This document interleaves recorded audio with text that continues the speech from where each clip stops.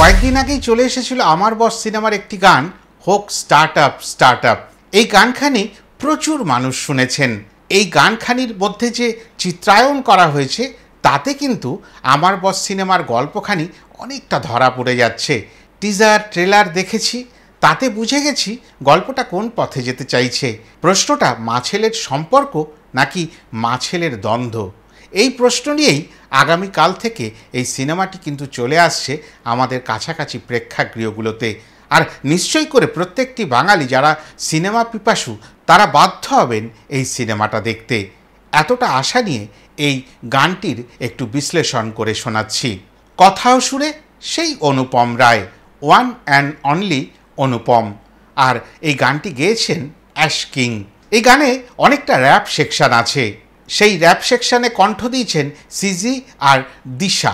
বিশেষ করে বলার দরকার, এই গানে এই র্যাপ সেকশনটা থাকার কারণে আরেকটু গ্রহণযোগ্যতা বেড়ে গেছে। গানের একেবারে শুরুতেই বাড়ির বসকে অফিসের বস অফিসে ওয়েলকাম করছেন। গানের বাকি অংশে তার আর দেখা নেই। আপাতত তিনখানি গান চলে এসেছে আমার বস সিনেমার। প্রথম গানটি যেটি সরস্বতী পুজোর ওপর তৈরি হয়েছিল, সেই গানটিতেও আমরা অফিসের ওই খিটখিটে বসকে দেখিনি। এই গানটিতেও একেবারে সূচনা পর্বে দেখলেও পরবর্তী সময় ওই স্টার্ট আপের মধ্যে তার কোনো স্থান ছিল না, বা তাকে গোপন করা হয়েছে সমস্ত বিষয়খানি। টিজার ট্রেলারে আমরা দেখেছি যে ছেলের অফিসের পরিবেশটা, কর্মচারীদের মনোভাবটা একেবারে থমথমে। সবসময় যেন একটা ভয় ভীতি এই ধরনের মনোভাব ওই অফিসখানির মধ্যে ঘুরে বেড়াতো। কিন্তু মা যখন অফিসে ঢুকলেন, অফিসের বেশ কিছু জায়গার দায়িত্ব নিলেন, কর্মচারীদের সঙ্গে এমনভাবে মিলেমিশে গেলেন যে অফিসের পরিবেশখানি একেবারে সম্পূর্ণ বদলে গেল। একটা নতুন হিমেল হাওয়া ওই অফিসের মধ্যে ফুরফুর করে বইতে লাগলো। সবাই নাচছে, গাইছে, ভালো ভালো জিনিস খাচ্ছে। এই সব কিছু মিলিয়ে অফিস যেন পিকনিক স্পট হয়ে গেল। তবে এটা সত্যি, ওই অফিসের বস যেহেতু শিবপ্রসাদ, সেখানে কাজের কোনো খামতি থাকবে না।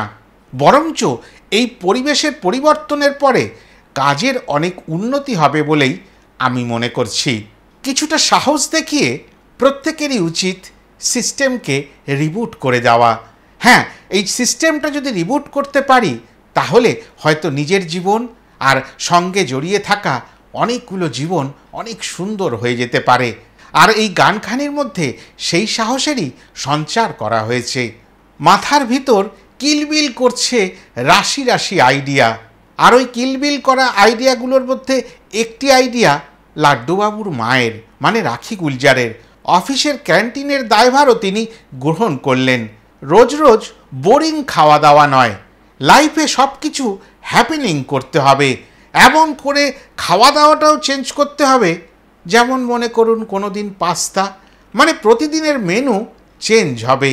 আর সেগুলোর জন্য যা যা দরকার সব বাজার থেকে কিনে এনে বা শপিং মল থেকে শপিং করে এনে সাজিয়ে দেওয়া হলো ক্যান্টিন।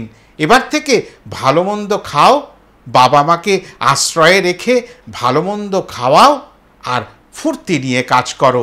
কোনো ভয় ভীতি রেখো না, আর কাজে ফাঁকি দিও না। আর একসাথে বলো, হোক স্টার্ট আপ স্টার্ট আপ, হোক স্টার্ট আপ। হ্যাঁ, নতুন করে শুরু করো, কাজ ভালো করে করো, আর কর্তব্য ঠিকঠাক পালন করো।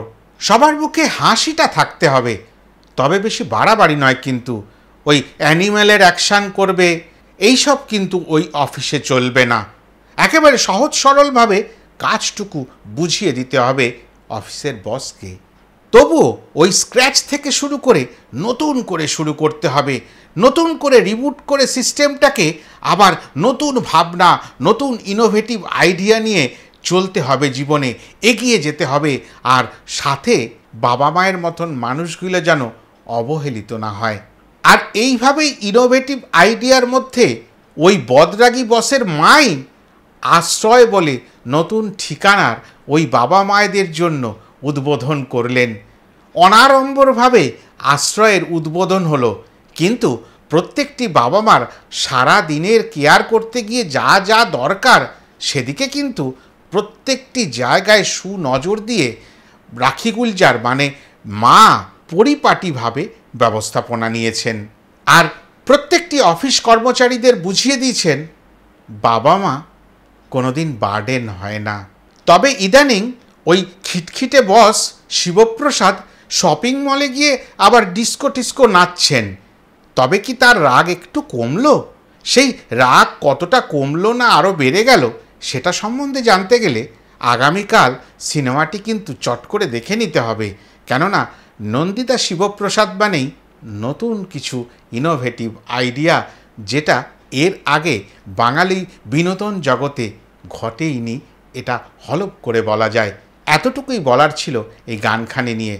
আশা করি প্রত্যেকটি জায়গা ছুঁয়ে যেতে পারলাম, আপনাদের ভালো লাগাতে পারলাম। যদি ভালো লাগে তাহলে লাইক, কমেন্ট, শেয়ার করে দেবেন।